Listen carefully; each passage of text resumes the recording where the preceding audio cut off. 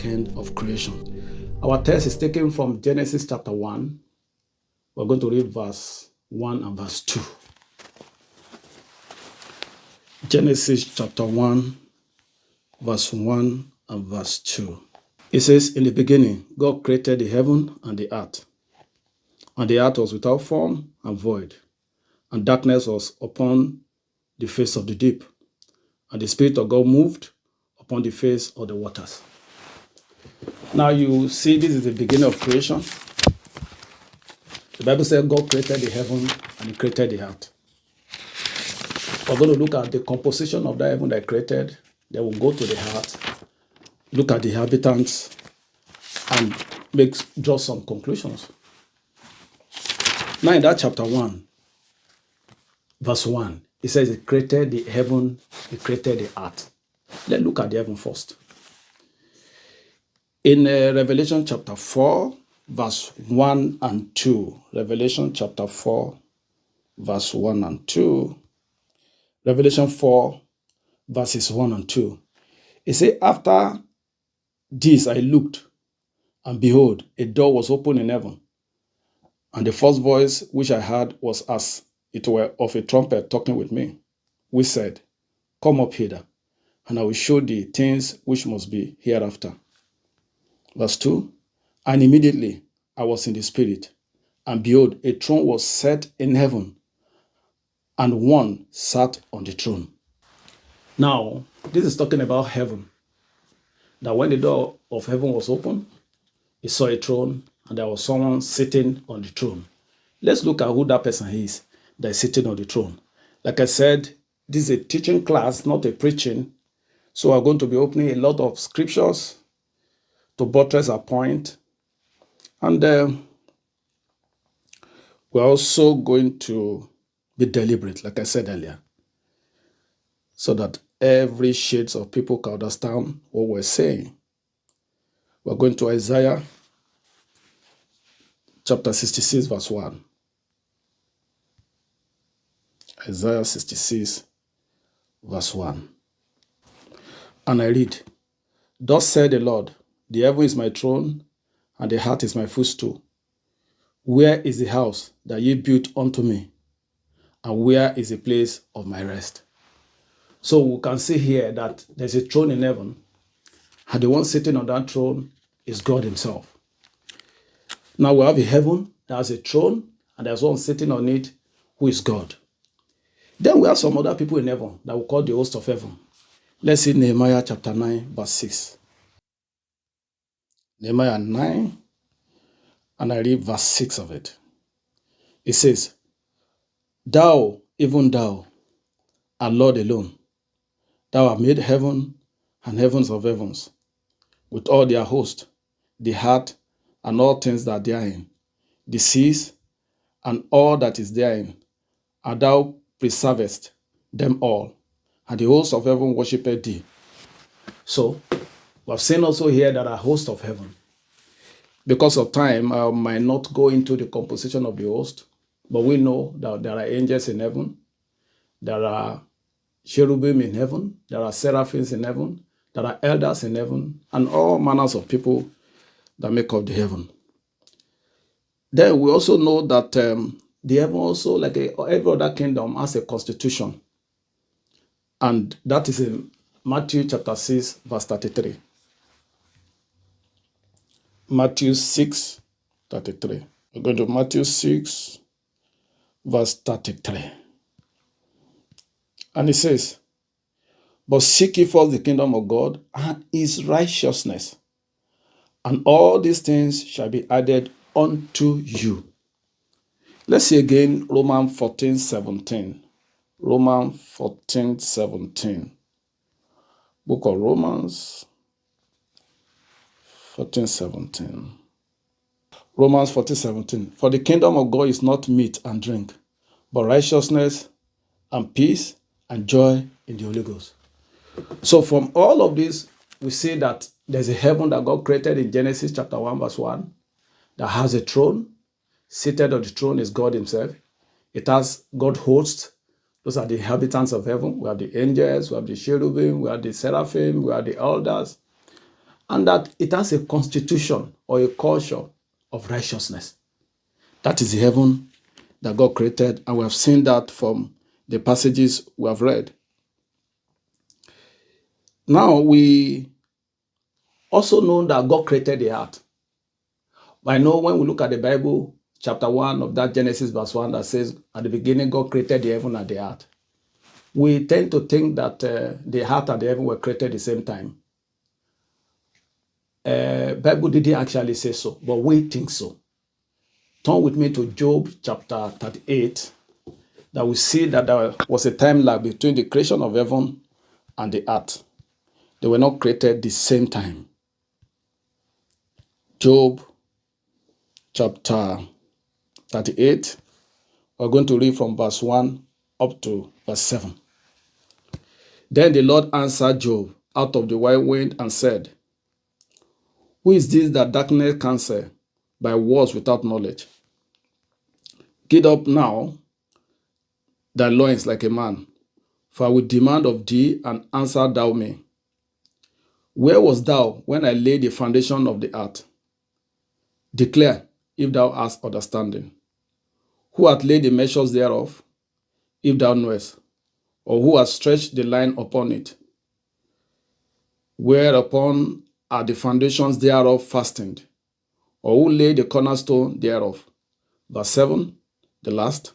It said, when the morning stars sang together, and all the sons of God shouted for joy. Now, if you follow what I was reading there, it was talking about what God created the earth. It was asking Job a question here. You know the story of Job. He was challenging God, telling God he was righteous. Why will all the things that happened to him happen to him? So God was trying to tell him that I know better than you do. And he was asking him a question, that who are you to challenge me? And he was asking him, were you there when the heaven was created? Were you there when the earth was created? So he began to talk about the foundation of the earth when it was laid. He began to talk about the cornerstone and all of that. I now say immediately that was done after that creation of earth. He said there were some people that sang for joy. He called them the morning stars and the sons of God. Now, if you look at that, that means some people were existing who saw the creation of the earth. And when they saw it, they were happy.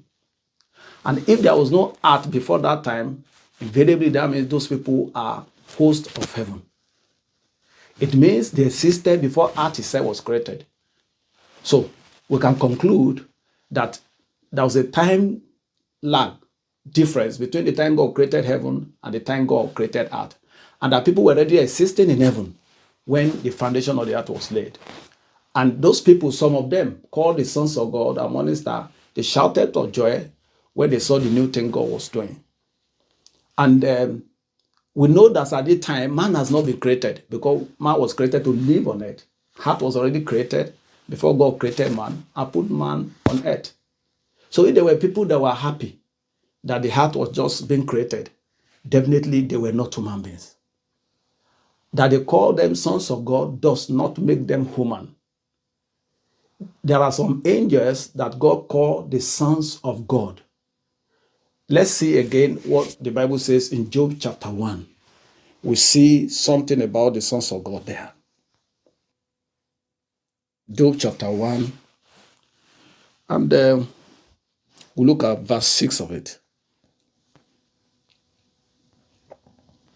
It says, now there was a day when the sons of God came to present themselves before the Lord, and Satan came also among them.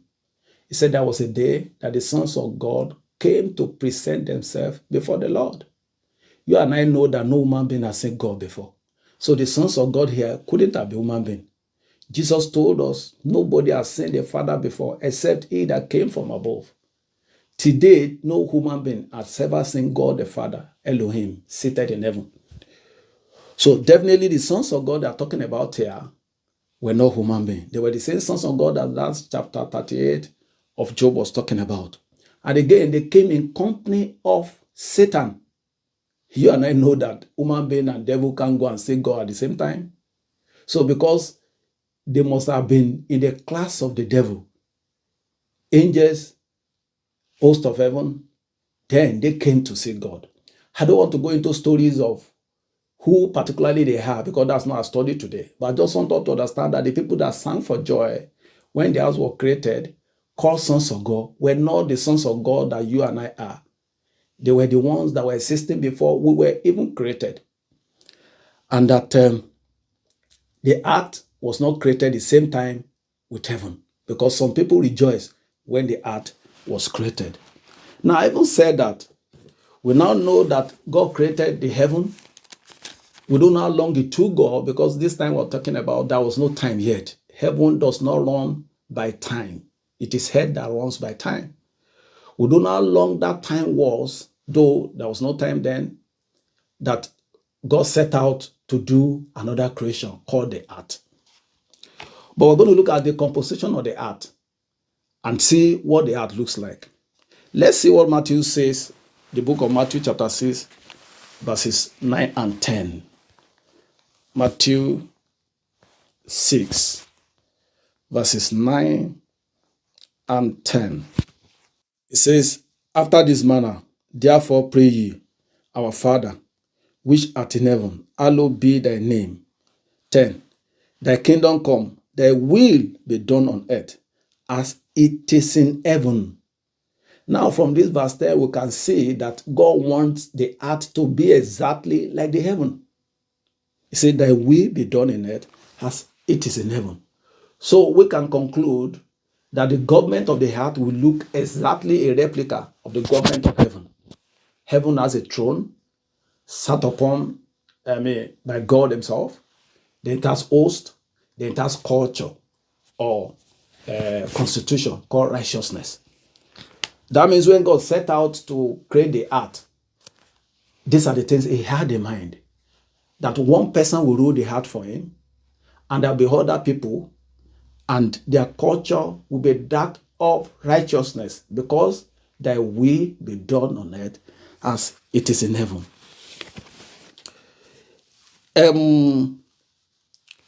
We also know that when God desires to do a thing, according to Isaiah 14:24, it is done that way. So, we know that God must have created a earth that has a throne, someone sitting on it, having hosts, and a culture of righteousness. But if you look at Genesis chapter 1, that verse 2. Verse 2 says, let's read it because it's a teaching class. Genesis chapter 1, and we'll read verse 2. It says, and the earth was without form and void, and darkness was upon the face of the deep, and the Spirit of God moved upon the face of the waters. Now, if we look at what we have said above, you know that this is contrary to what we expected the earth to be like. We're expecting a earth that will have a throne with a ruler there, inhabitants, and culture. And the earth we're getting here is void and darkness everywhere. If this is a heart that we got different from what we expected God to create, then something must have gone wrong. So what we do is to investigate, is it the heart God created? And the Bible told us in 1 John chapter 1 verse 5, 1 John chapter 1 verse 5, that in God there is no darkness at all. So if there is no darkness at all in God, how did darkness come in verse 2 of Genesis chapter 1? Something definitely must have gone wrong. Let us investigate it. Now, you recall that the last time we saw, or the first and the last time we saw flood upon the earth was in Noah's time. We all know that in Genesis chapter 6, that when man lost the righteousness that God expected, there was violence everywhere, wickedness everywhere. God decided to wipe out the earth. But there was only one man that God spared. And God said, because of his righteousness, that man was Noah. And we saw that God destroyed that world with flood. And only Noah and his immediate family members that were saved. So we can conclude there that this same flood, the kind of flood we see here, is the kind of thing that happened in Genesis chapter 1 verse 2. The only difference being that there was no survival, unlike that of Noah. So we can conclude that whatever made God to bring flood in the time of Noah must have been what brought the same flood and darkness and evil that we're seeing, voidness that we're seeing in verse 2 of Genesis chapter 1.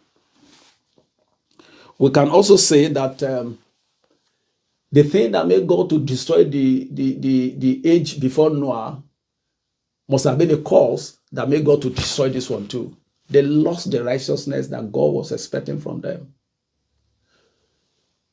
We can conclude that there was a world that God created on earth here, having all the things we have enumerated above, but they lost one of it, which was very key to God. That was righteousness. And as God destroyed in Noah's time, he destroyed that world without survival. Because the Bible didn't tell us that when the Spirit of God was hovering upon the sea, there was anybody he saw there. So he left nobody when he destroyed everything. We also notice that science taught us that this earth that we are has existed for millions of years. And Bible taught us that if Adam were to be alive today, Adam will be about 6,000 years old. Give and take 6,000 something years old. So there's a gap here. How can Adam that God said he started creating with be 6,000 years? Science is telling us that the earth has existed for more than 1,000,000 years. Is science wrong? And we also know the archaeologists. Some of them were Christians, although told us that they'll be able to discover some things like fossils, like relics, and so many other things that has pointed to the fact that the earth has existed for millions of years. So that gives credence to the fact that Adam was not the first person to live on it. And like I said, some people lived on the earth, and those people were destroyed because of lack of righteousness in that civilization. Now, what we need to do is to find out what was it that who were these people that lived on earth? I believe the Bible will have some things. If we look at the Bible critically, we'll be able to tell us some of the people that were on earth that time, what they did and what went wrong. But before I go into that, I know some people will tell me that but science is not about God. How can we use science to validate what we're talking about? Now that you raise somebody up and the person decides to rebel against you, does not mean that you're not the one that raised that person.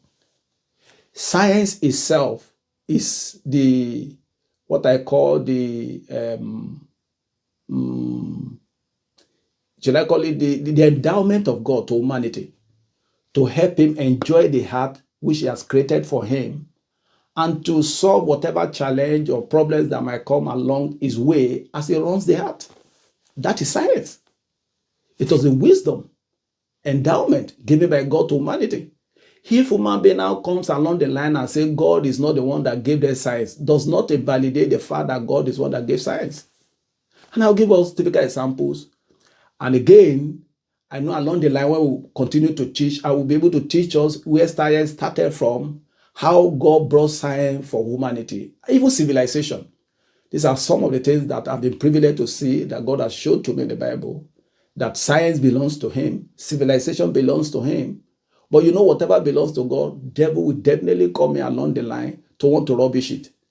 So if I say something contrary to what God gave to man as science, it's not because science was not given by God, but because man had decided to rebel against God. Let's see Isaiah chapter 1. Let me show you something there. And I read verse 2 for us.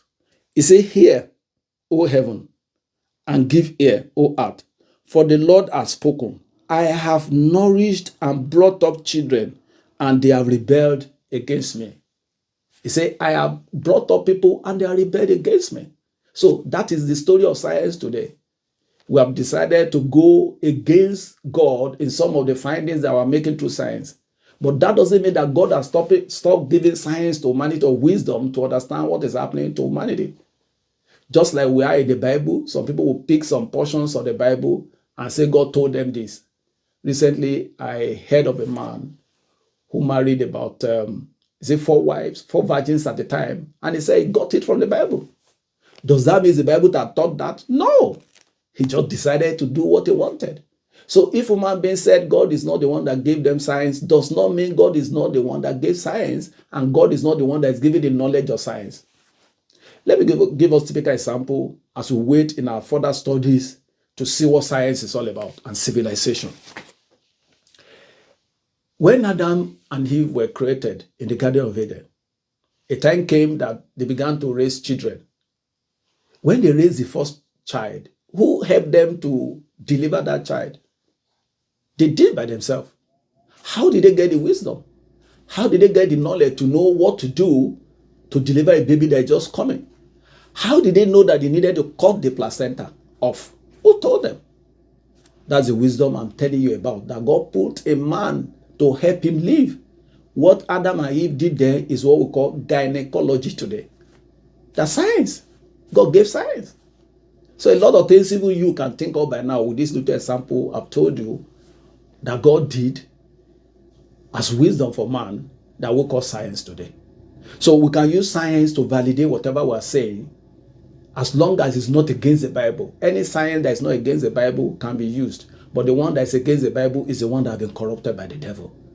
And not understanding this thing I'm teaching us, the problem is the reason why Christians are going through a lot of issues.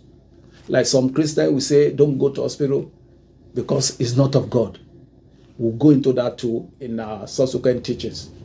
Maybe there's any technological innovation. Like when TV first came, some people say don't watch TV. Some people will even tell you don't use phone. That is of the devil. We are changing ourselves. People don't understand that science was brought by God. But like I said, we'll find time and look at that on his own. And I open the Bible for you. You see what science and God, where they meet. Now, we are able to establish that there was a world that God created. And that world was a replica of heaven with a throne, with inhabitants called the host, and culture. We have also established that they went against the precept of God, and God destroyed that civilization. And we have now realized that destruction is what we saw in verse 2 of Genesis chapter 1. And that those people were not human beings, because human beings hadn't come as of Genesis chapter 1, verse 2. And we have also said that science also supported the fact that there was a world that existed before Adam was created. Now we want to investigate who were the people of that world. Let's go to Ezekiel chapter 28. We'll start from verse 12.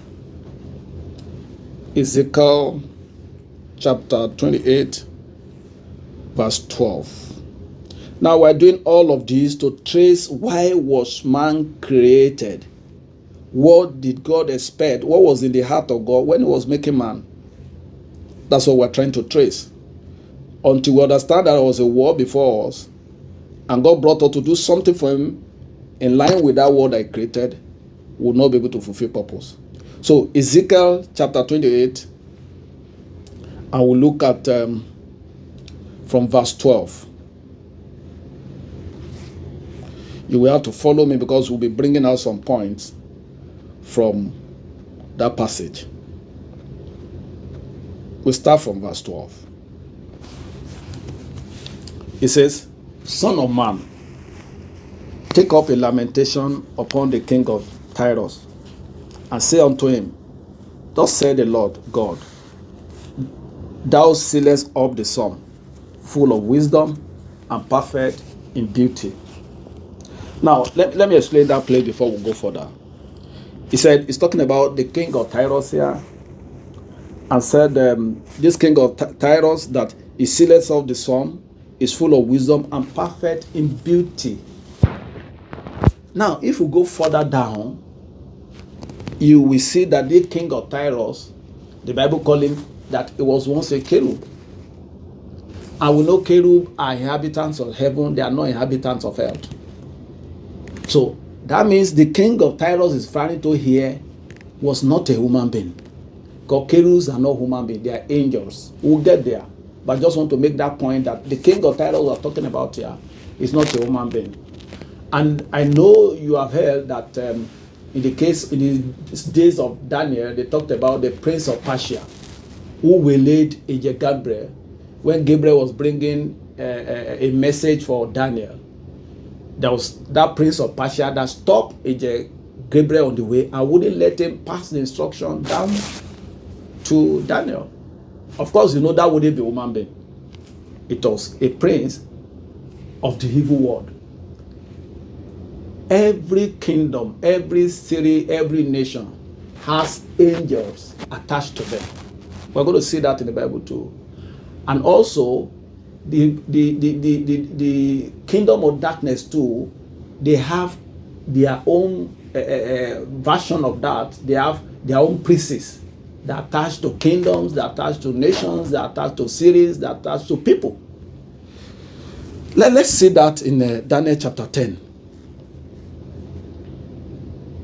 We still keep our Ezekiel story, but we want to investigate that the titles we're talking about here is not a human being. Daniel chapter 10. We read verse 10 to verse 14, then we jump to verse 20. Daniel chapter 10, from 10 to 14. He says, and behold, an hand touched me, which set me upon my knees and upon the palms of my hands. And he said unto me, O Daniel, a man greatly beloved, understand the words that I speak unto thee, and stand upright. For unto thee am I now sent. And when he has spoken this word unto me, I stood trembling. That's Daniel said he stood trembling when that angel, that was angel Gabriel, talking to him. Verse 12. Then said he unto me, fear not, Daniel, for from the first day that thou didst set thy heart to understand and to chasten thyself before thy Lord, before thy God, thy words were heard, and am come for thy words.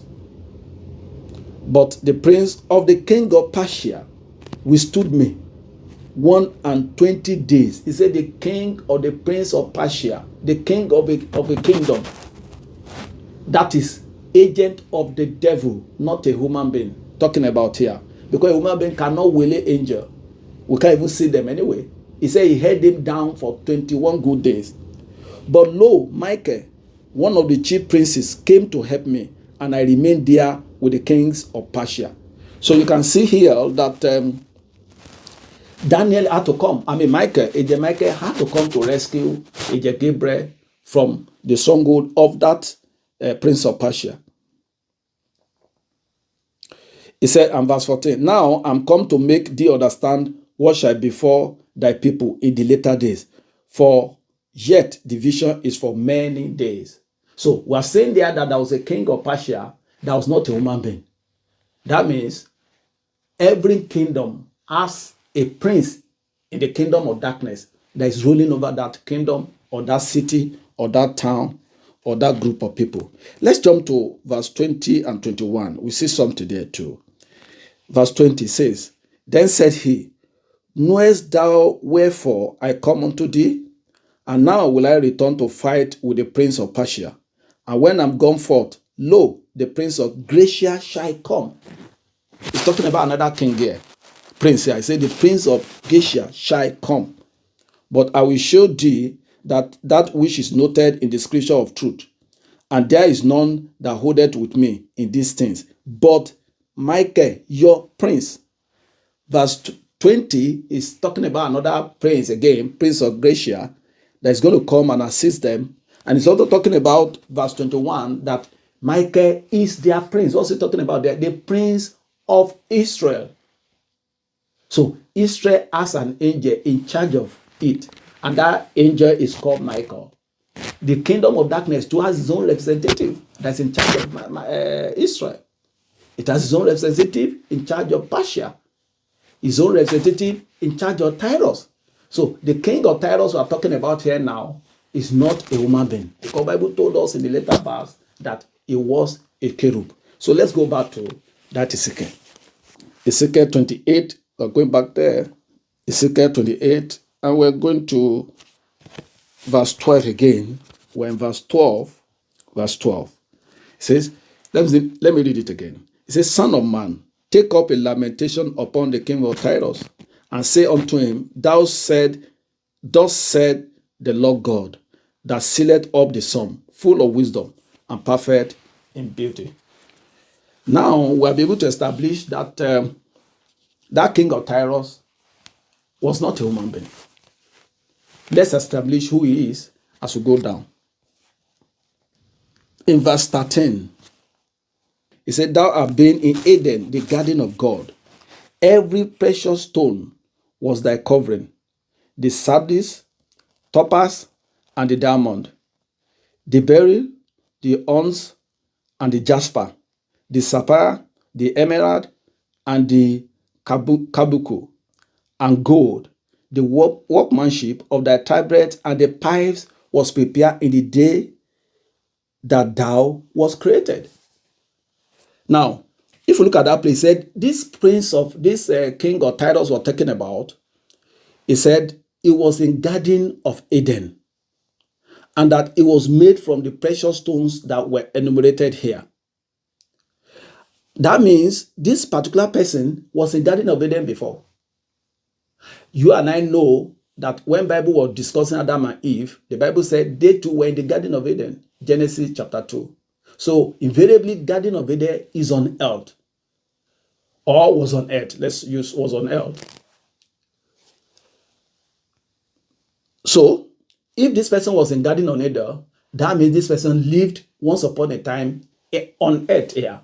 And not just living on earth, it was living in a privileged place that Adam lived. That is the place, and we know that the Garden of Eden is the place of interface between the earth and the heaven, where God was training Adam. It was a place created for whoever will rule the earth. So this Tyros was somebody who has ruled the earth before, just like Adam was to rule the earth. Now let's go to verse 13. And we also noted there that it was made from precious stones. And maybe that's why they said it was full of beauty. That was the seal of perfection. Verse 13.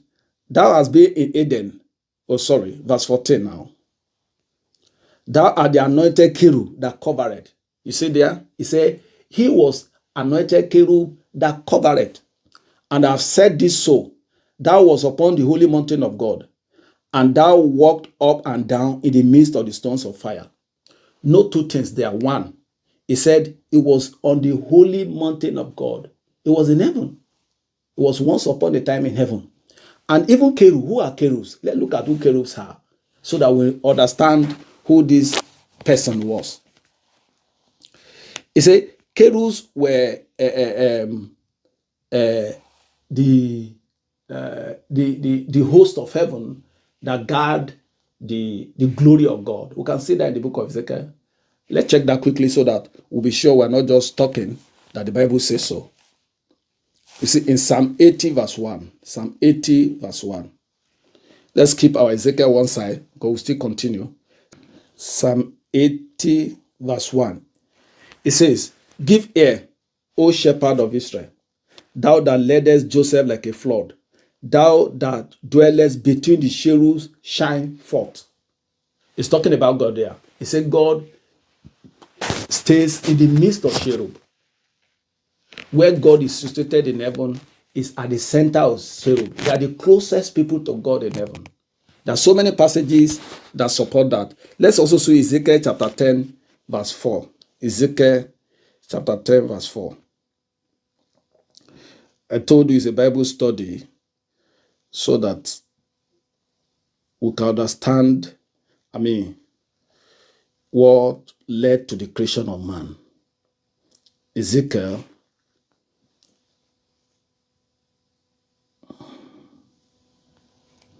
Ezekiel chapter 10 verse 4. 10 verse 4. It says, Then the glory of the Lord went off from the cherub and stood over the threshold of the house. And the house was filled with the cloud, and the court was full of the brightness of the Lord's glory. So you can see that they are the one that guard the glory of God in heaven. That's what this chapter 10 of Ezekiel verse 4 is saying. And the place we read before said, he said, Thou that dwell in the midst of cherubim, shine forth. So two things. One, God lives in the midst of them. Two, They are the one that guards the glory of God in heaven. And there's another thing they do in heaven. Let's see again, Psalm 18 verse 10. Psalm 18 verse 10. We see another thing that cherub do in heaven. Psalm 18 verse 10. It says, and he rode upon the cherub and did fly. He did fly upon the wings of the wind. He said, God rides upon cherub. So anytime God is traveling or is moving from one place to the other, he rides upon cherub. I know you might want to ask me the question, does God travel? Well, this might be figurative, but what he's saying is that anywhere God is going, these cherubs are always there. He rides upon the cherub. So we can conclude that cherub are inhabitants of heaven. And in Ezekiel, where we read, he said the man was upon the mountain of God. It was an anointed cherub. That means he was living in heaven. Don't forget the first place we read in verse 13 of Ezekiel said he was also living on earth. So it was someone who lived both in heaven and lived on earth.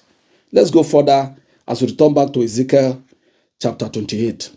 Ezekiel chapter 28. We're back there. We're on verse 14. Verse 14. He said, thou art anointed cherub that covereth, and I've said this so. Thou was upon the holy mountain of God. Thou hast walked up and down in the midst of the stones of fire. So we have seen that it was also in heaven. He lived in heaven for some time, and it was a cherub when he was in heaven. It was among the people that were closest to God. It was among people that were always going to everywhere God was going to, because God flies on, he rides upon the wings of the winds and flied upon the cherub. Then verse 15 says, thou was perfect in thy ways from the day that thou was created, till iniquity was found in thee. He said it was perfect. It was doing well. It was doing what God expected him to do. He never sinned until one time that sin entered into him. So it was not immediately he was created that sin entered into him, unlike Adam. Adam hadn't started much when sin entered into him. But this one, the Bible said, he was doing perfectly well, doing what God expected of him, not violating the righteousness of God. And it was like that for some time before sin entered him. Let's proceed. We see verse 16 now. It said, by the multitude of their merchandise, they have filled the midst of thee with violence, and thou hast sinned. Therefore, I will cast thee as a profane out of the mountain of God, and I will destroy thee, O covering cherub, from the midst of the stones of fire. So God is telling me that I am going to destroy you. You have sinned. The previous verse told us that he sinned. This one is telling us that God said, I am going to destroy you. So God got angry, like he got angry with the man word in the time of Noah. So God got angry and said he was going to destroy him. That's what verse 16 is saying. Let's go to verse 17. Thy heart was lifted up because of thy beauty. Please note that. He said one of the reasons why he sinned was because he was beautiful. That beauty entered his head and he sinned. Thou hast corrupted thy wisdom by reason of thy brightness. Another problem he had was his wisdom. He has so much of wisdom according to verse 12, and he has so much of beauty. And those two things corrupted him. I will cast thee to the ground. I will lay thee before kings, that they may behold thee. You note that. He said, I will lay thee before kings, that they may behold thee. God is saying something there, that I will not only destroy you, I'm going to make a public show of you. That people will be looking at you and say, this is this person that was this before. Note that, because that's very important in the creation of man. He said, let me read it again. Verse 17. Thy heart was lifted up because of thy beauty. Thou hast corrupted thy wisdom by reason of thy brightness. I will cast thee to the ground. I will lay thee before kings, that they may behold thee. He's talking about some kings that are going to come to behold him. We're going to investigate that later too. That people will come, it will make him a spectacle, a disgrace before those people. A disgrace, rather, before those people. Then verse 18 and 19, it says, thou hast defied thy sanctuaries by the multitude of thy iniquities, by the iniquities of thy traffic. Therefore will I bring forth a fire from the midst of thee, it shall devour thee, and I will bring thee to the ashes upon the earth, in the sight of all of them that behold thee. And they that know thee among the people shall be astonished at thee. Thou shalt be a terror, and never shalt thou be anymore. So God insisted he was going to destroy him and he was going to disgrace him. That people will look at him and say, were you the one that was doing this? Were you the one that was doing that? Now let's see again Isaiah chapter 14. We're going to read from verse 12. We're investigating the inhabitants of earth as at the time that God destroyed them in verse 2 of Genesis chapter 1. So we're going to Isaiah chapter 14. We're reading from verse 12. And it says, how art thou fallen from heaven, O Lucifer, son of the morning? How art thou called down to the ground, which did weakest the nation? So you have seen there, the Bible is saying here that there was someone called Lucifer that was cast to the ground. He said he fell from heaven. So we can see there that this person they're talking about called Lucifer here was in heaven, and that's where he fell from. And that when he fell, he was going to throw him to the earth. That he came to the earth, that he sent him to the earth when he fell. Verse 12 say, for thou hast said in thy heart, I will ascend into heaven. I will exalt my throne above the stars of God. I will sit also upon the mount of congregation in the sides of the north. You see, these things are very, how will I put it, a little complicated. But if you follow me, you understand what the Bible is saying. Don't forget, in verse 12, they said it was in heaven. It was going to fall from heaven. And when it falls from heaven, it was going to come to the earth. Now, verse 13 is saying again that he's going to ascend into heaven. Are they contradictory?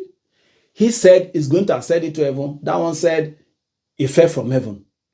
Now, what this verse 13 is saying is, as at the time that he's saying that the thought of doing something contrary to the will of God entered it, it was on earth.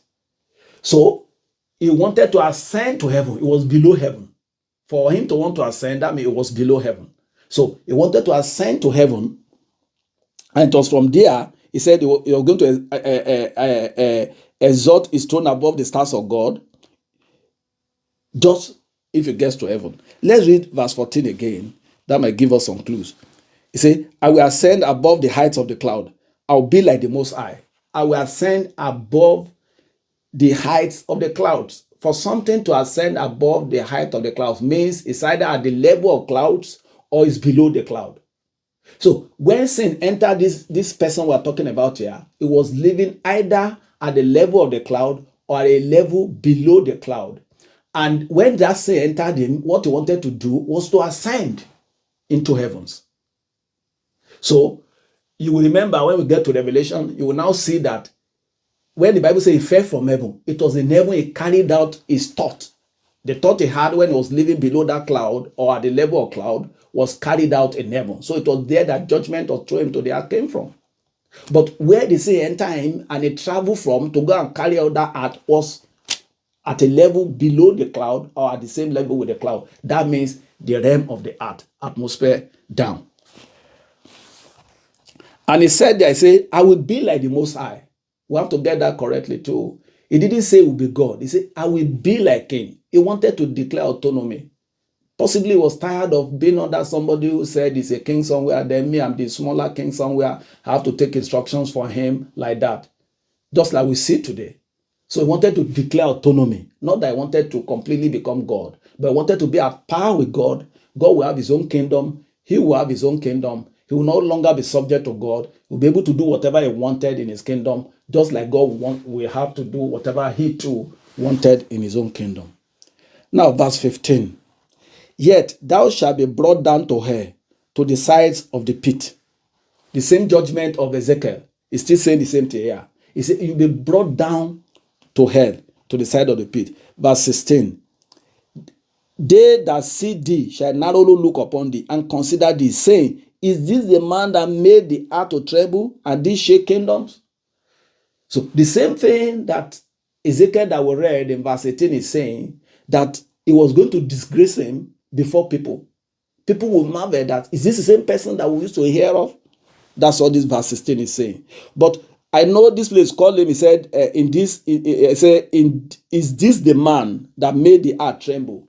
If you check other translations, you will notice that it say, is he the one, like NLT, New Living Translation, New Living Translation call him, is he the one?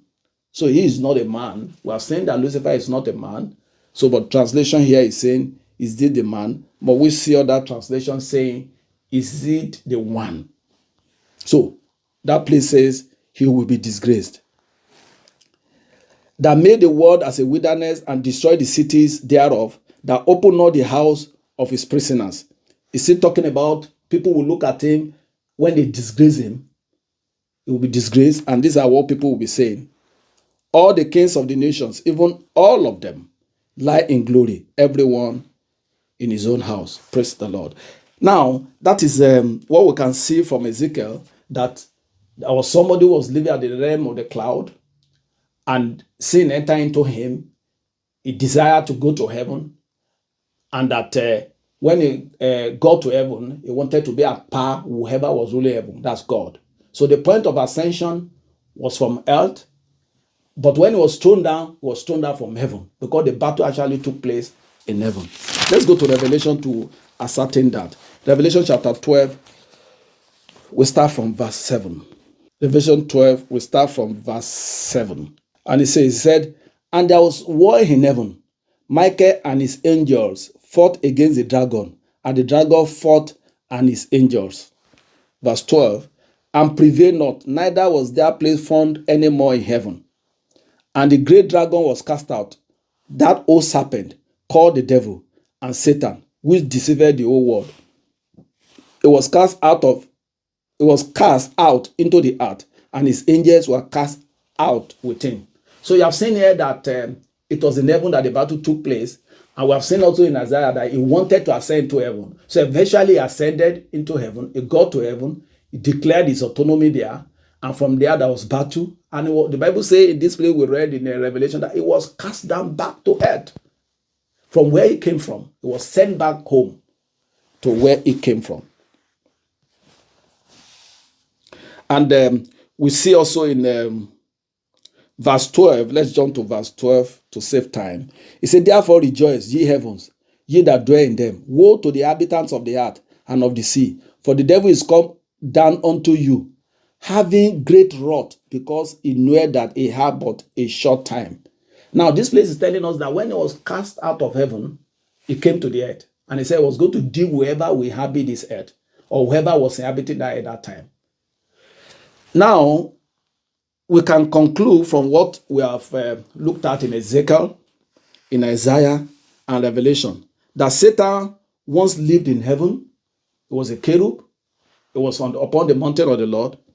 Then he once lived on earth too. It was in the Garden of Eden.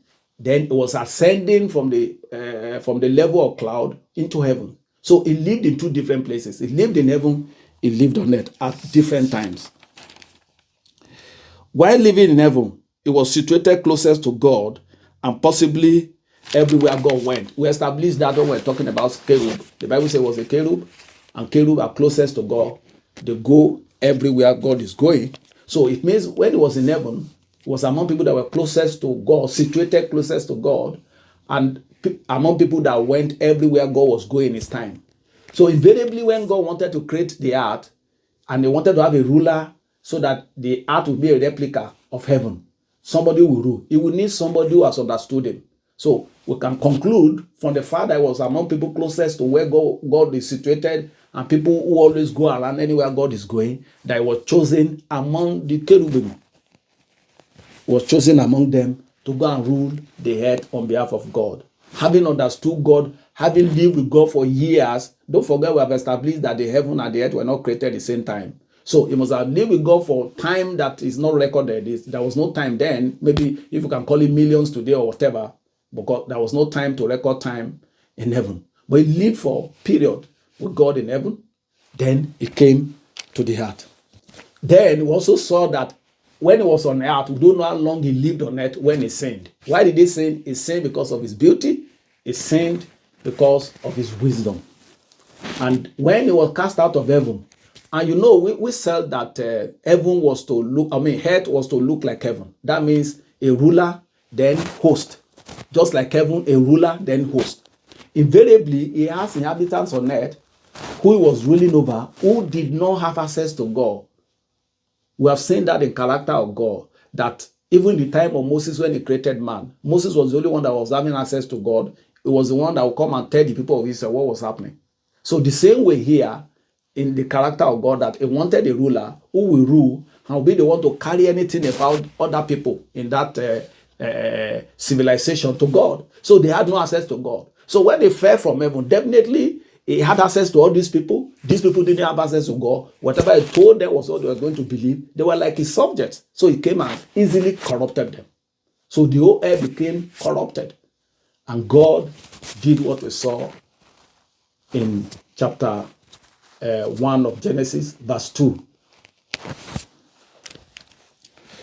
So we can draw a conclusion that Satan lived in heaven with God. He understood God. When God wanted to create the earth, he wanted someone who will rule the earth like he is ruling the heaven. He needed somebody who understood him. God looked among the cherubim. He picked Satan. Satan came to the earth in the Garden of Eden to rule the earth for him. There were inhabitants under him that time. And the culture too, since the Bible told us that thy will be done on earth as in heaven, was righteousness. So sin entered him now means he went against righteousness. So much that God was angry and God destroyed that civilization completely.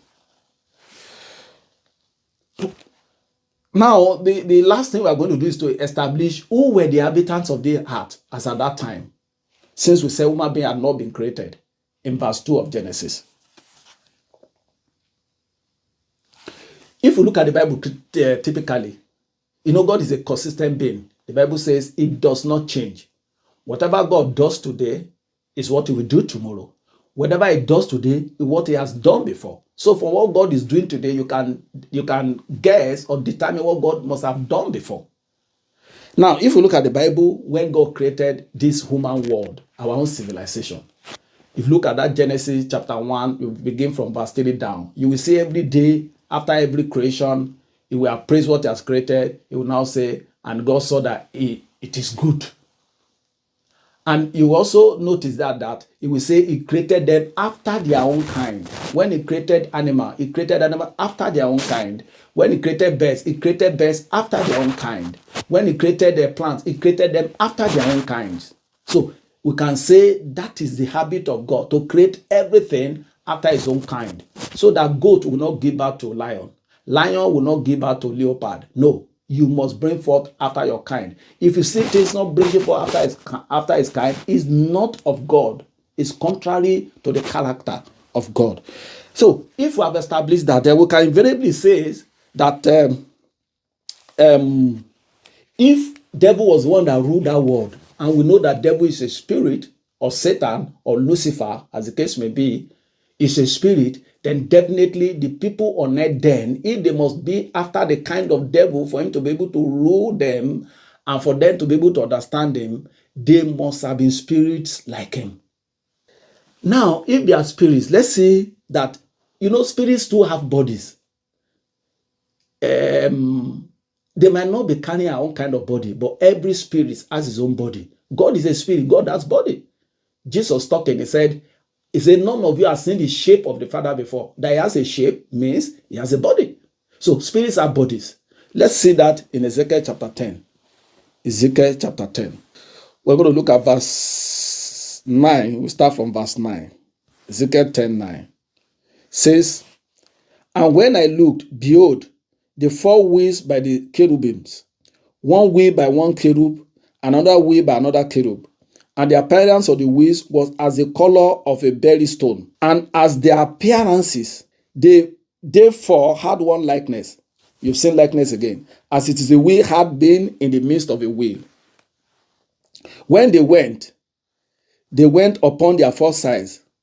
They turned not as they went, but to the place where they had looked, they followed it. They turned not as they went. Verse 12.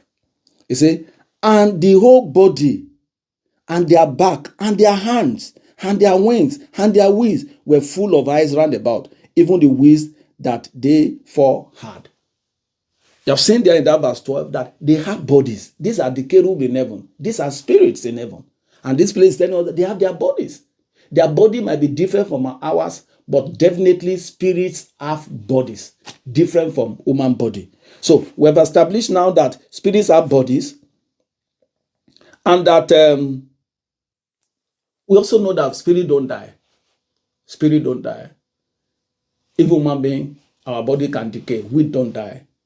Whether we're resurrected into life or into damnation, we don't die. Human being don't die. Souls don't die. Spirits don't die. So the spirit of man will not die. The soul of man will not die. But the body can die. Same way, spirits don't die. Their body too could have problem. Just like we have seen that human body can have problem. So if spirit don't die and their body, you see, if you look at the destruction that took place in verse 2, you notice that it is water that God used in destroying them completely. Because the Bible says the Spirit of God was hovering upon waters. So if the Spirit of God was hovering upon waters, that means what God used to destroy that civilization was water. The onus now will be on us to look for any creature in the Bible that is a spirit that is always running away from water. Then we can now conclude that those spirits are the one that were living on at that time. Because definitely any right-thinking person, when something has destroyed you or destroy your body or destroy anything that has to do with you, you'll be afraid of that thing. You'll be terrified when you come around that thing.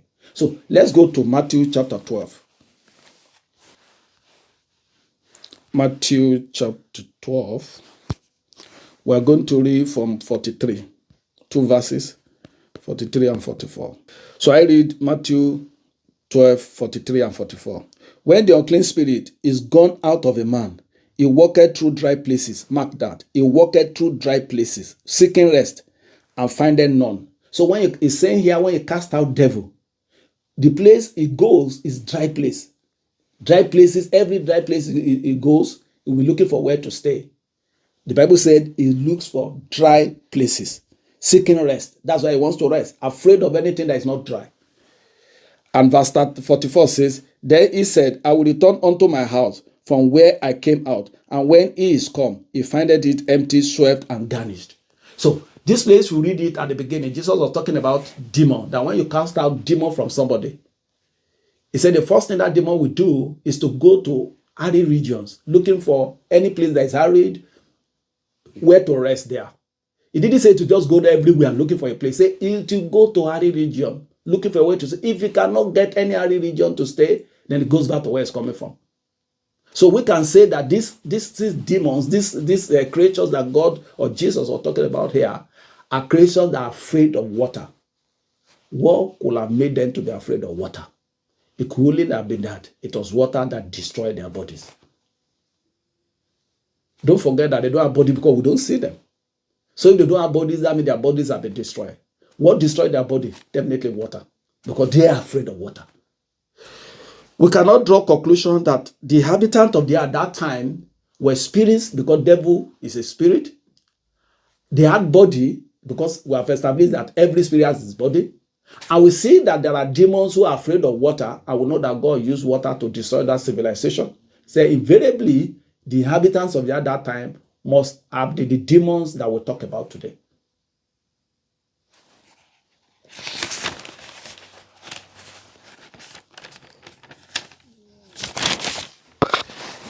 Again, like I told you earlier, we can also use science to support whatever is a claim. We can support our claims with science.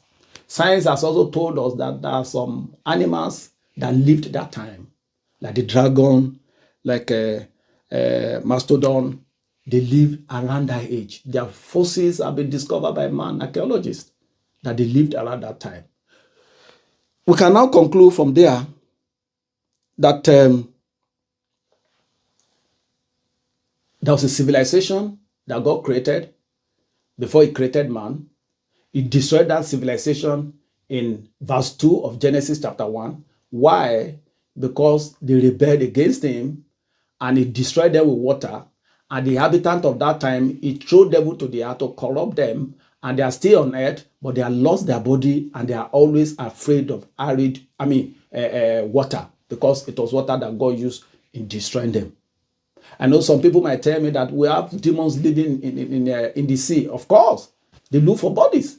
So they live inside fish in the sea. They don't live just in the sea. They look for body to carry them, just the same way they look for body on earth. I don't want to prolong our teaching. I will have taken other examples in the Bible. The Madman of Gadara, when the demons were cast out, they begged God, that Jesus Christ, that don't just cast us out. Please send us to the pigs around. And he sent them to the swines. They didn't just go like that. They keep looking for bodies because their bodies have been destroyed. So it's just like we have in our civilization today. Maybe you have a piece of land that people have erected houses, and you feel that they don't have the legal right to stay there. You drive them away, and they become homeless. Definitely, they'll be roaming everywhere to get a place to stay. So that's what has happened to the habitants of at that time. God has not judged them. Don't forget, he said he will disgrace them. So God didn't particularly judge them and destroy them. All he did was to destroy their habitat, destroy their bodies, and left their spirit alone.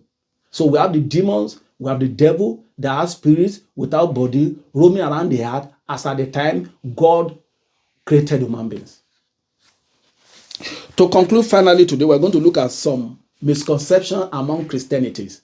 So we want to disprove some of the things that were believed over time. Some people say Adam was not the first man. Just because of what I'm telling you today, because they couldn't get answer to this, they now feel, okay, there must have been some people on earth. Archaeologists have told us that they saw footprints of people that look like human beings. Now that something is looking like footprint of human being does not make a human being. We have elders in heaven. They look like human beings, but they're not human beings. So if you have a footprint that looks like human being footprint, does not make it human being. It makes it as definitely some people live that time, but they might not be human beings. So let's see whether Adam was the first human being that God created. In 1 Corinthians chapter 15, verse 45. 1 Corinthians 15, 45 says, and so it is written, the first man, Adam, was made a living soul. The last Adam was made a quickening spirit. It's making a difference here between Adam, the first one, and the second Adam, Jesus Christ. Say the first man. So the first human being God created was Adam.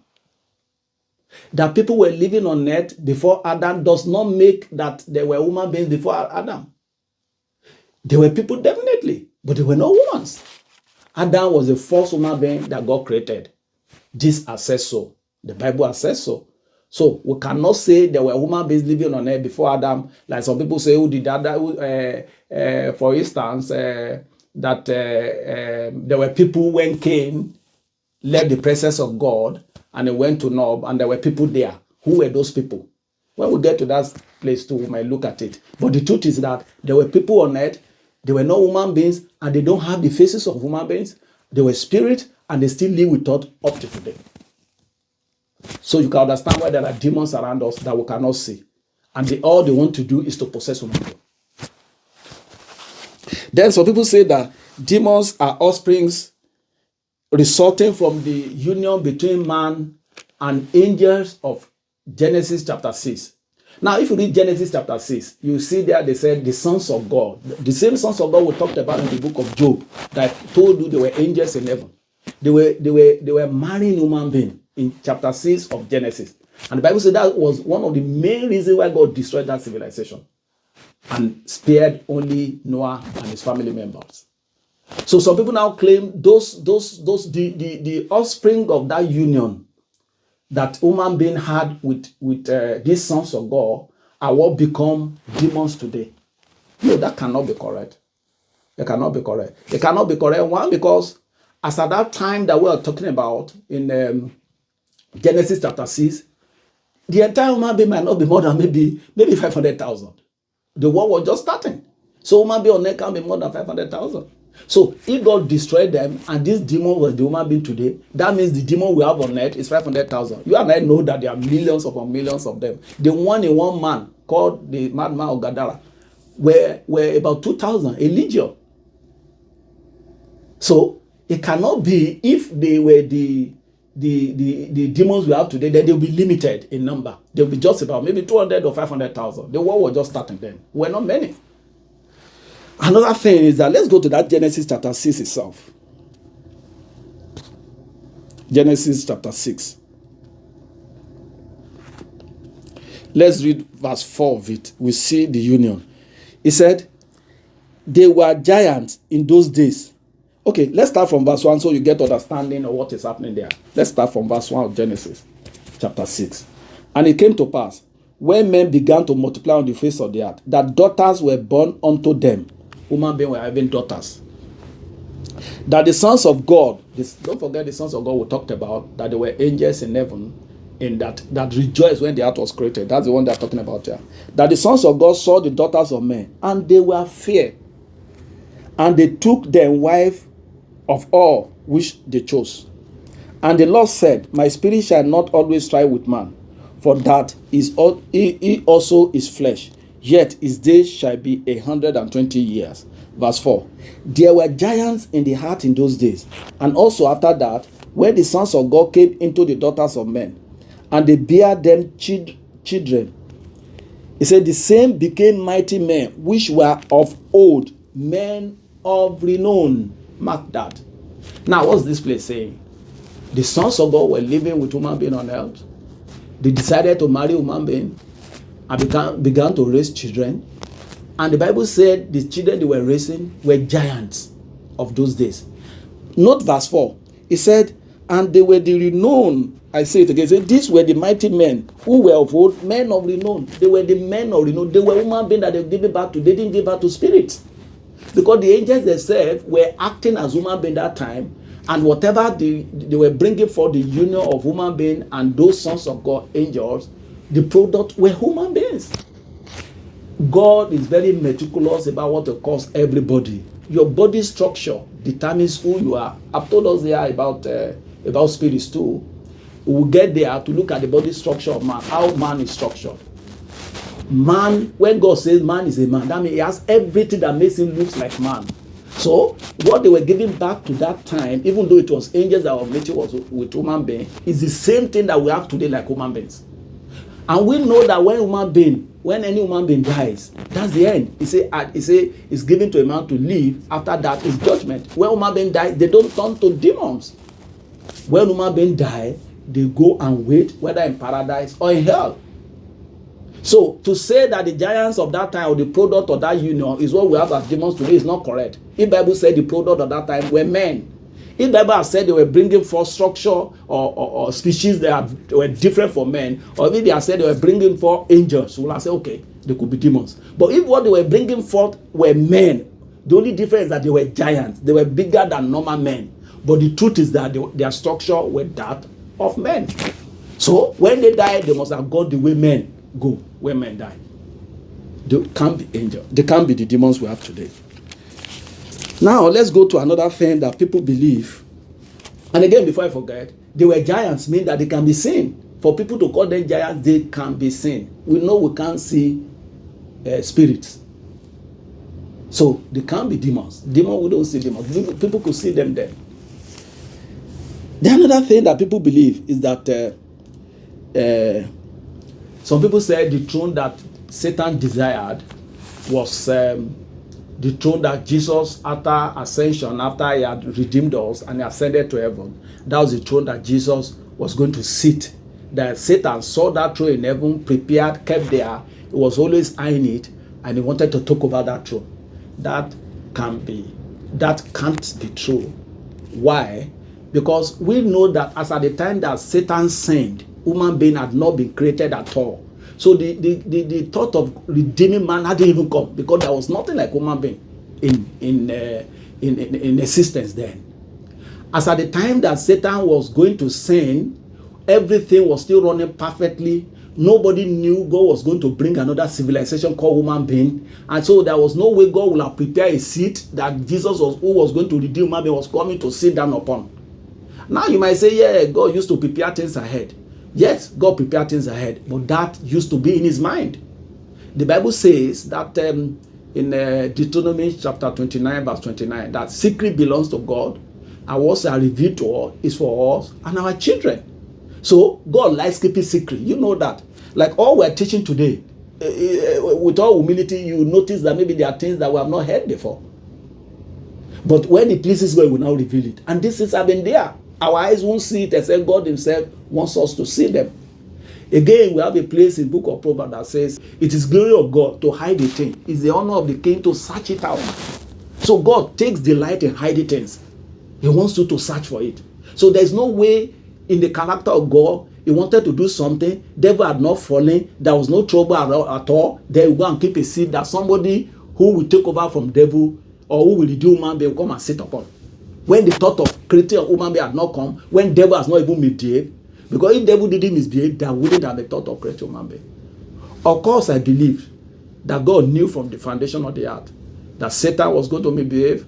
He knew he was going to create a human being. He knew Jesus was going to redeem human being. He knew Jesus was going to ascend. But all those things were kept inside of him. Again, in the book of Ephesians chapter 3, if you read from around verse 10, you see where the Bible is saying that through us, through human being, even angels will begin to learn about God. Meaning that even angels that have been with God for centuries, for millennia, don't even know God. They didn't even know there was going to be anything called human being. As they began to see human being, they began to see another dimension of God. So there's no way God will have prepared his throne for Jesus, who was going to redeem human being, to come and sit and for angels to be seeing it. No, it's very unlike God character. He doesn't make known his secrets to people easily like that, except when the time is close that he wants to do that thing. Now, some people also believe that Satan was a choir master in heaven. We have not gotten any Bible passage to support that. Of course, in that Ezekiel where we read, they were telling us in verse 13 of chapter 28 of Ezekiel that it was made from precious stone. Then that place they talked about that something like tabore or fashion into his design.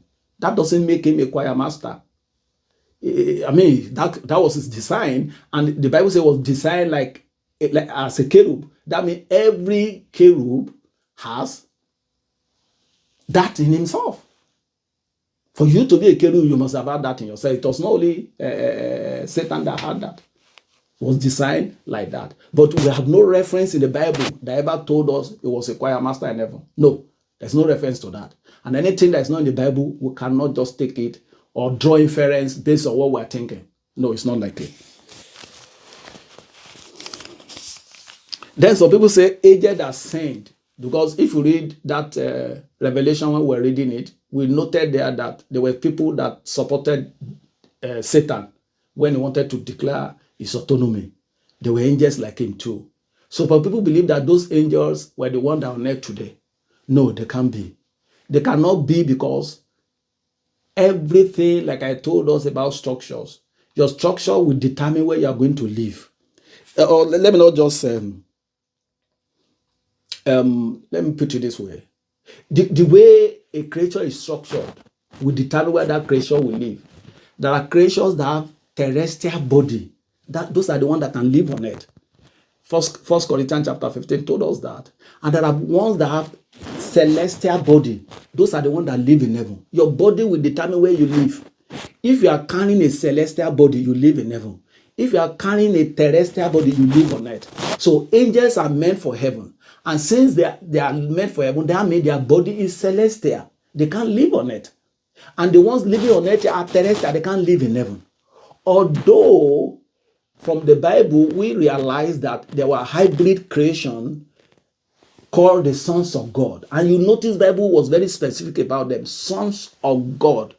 Differentiated them from other ages. Those people have two, could I say, nationalities, if I can call it that way. They can live in heaven, they can live on earth. But besides that, angels live in heaven. Their bodies forever. But let's look at the Bible so that we'll not just be quoting from our head. So we can have the Bible to support it. Let's go to 1 Corinthians chapter 15. 1 Corinthians chapter 15. 1 Corinthians 15. Give me a little time. Let me search it out.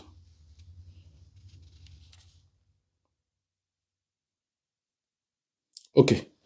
1 Corinthians, let's see verse 40. 1 Corinthians 15 verse 40. Say, there are also celestial bodies and bodies terrestrial. Let's start from verse 39. Verse 39. All flesh is not the same flesh, but there is one kind of flesh of men, another flesh beast, another of fishes, another of birds. Then verse 40. There are also celestial bodies and bodies terrestrial, but the glory of the celestial is one, and the glory of the terrestrial is another. So everybody has his own body, is fashioned towards his habitat. You have to be compatible to where you are going to live.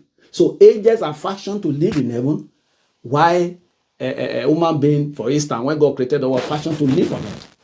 Now, the spirits of that time that they become demons that we're talking about were fashioned to live on. They carry celestial body. When I say, terrestrial body. When I say terrestrial body, it doesn't mean that they look like man, or doesn't mean the man kind of body. There are different kinds of body. We have seen there, they say there are different kinds of body. Say some that of man, some that of fish, some that of birds. So the same way, the demons living on earth that time, the kind of body they are carrying, the kind of body they are carrying, were different from the body we are carrying today. Yet that body was fashioned to live on it. While angels' body are fashioned to live in heaven. So when Satan revolted with some angels in heaven, and he was thrown out of heaven, the question comes that what of those angels? I have told you that their body cannot fit to the earth. Even if they lose their body, they cannot live on earth. Earth is not created for them. So where can they be? God must have pushed them out of heaven, because we know heaven will not take anything that defies. Bible told us in Revelation that Bible cannot take anything that defies. So God couldn't keep them in heaven. God couldn't keep them on earth because their body was all meant for it. Then they must have been the one that people told us in Jude chapter 6. Jude verse 6. Let's go to Jude verse 6. So we see the angels that fell with devil, where they are. Jude 6. Jude 6. He said, are the angels who did not keep their position of authority, but abandoned their proper dwelling, these are kept in darkness, bound with everlasting chains for judgment on the great day. Now, I want to draw a conclusion here. When Satan and some angels rebelled against God, and God got angry with them, he did not destroy them. Why did he not destroy them? Because I've proven to us in that place that we read earlier that God wanted to make spectacle of the devil. He said some people will look at him and gloat upon him. So because of the people who will disgrace him, who gloat on him, God didn't pass judgment. All God did was to chase them out. The same way when human being dies today, God doesn't pass judgment. He only send you to where you wait for judgment. And in this Jude that we even read, he said he has abandoned them in chains until the day of judgment. So judgment has not been passed for devil. Judgment has not been passed for Satan. All that God did is to send them back to where they were living before and cut off every relationship with them. Why? Because he's going to disgrace the devil. And when we go into creation of man, we will not see what God meant by disgrace of the devil. And since he was not going to judge Satan and he wants to disgrace him, then being a just God, he wouldn't have been able to judge the angels too. He would need to keep them somewhere until the judgment day. And that's what he has done, to keep them in chains somewhere and reserve them to the day of judgment. If they were angels that were living on earth, he will have thrown them to the earth. He didn't judge nobody. He didn't judge Satan. He didn't judge the spirits that were living on earth. He wouldn't have judged the angels. And we have read it in that Jude that he has reserved the angels till the day of judgment. These angels, I don't want to go into things that will prolong our teaching today. I will have been able to explain to us who these angels were, where their offices were as at the time they fell. But definitely they were not angels that were living on earth. And we don't have any Bible record to show that they were living on earth. So, here we are going to draw a conclusion today. We are looking at the purpose of man, and we are able to establish that there was a world before man, a replica of heaven that had somebody ruling it called Satan, and he had people living under him called demons. We established that they are the demons today, and we know that God said, I'm not going to judge you now. I'm still going to deal with you, judge you, but for now, I want to disgrace you. We're going to stop there. That's Genesis chapter 1, verses 1 and 2. So when next we'll come up again, possibly next week, we'll look at the part 2 of the purpose of man, how man came and what God is expecting from man. Thank you.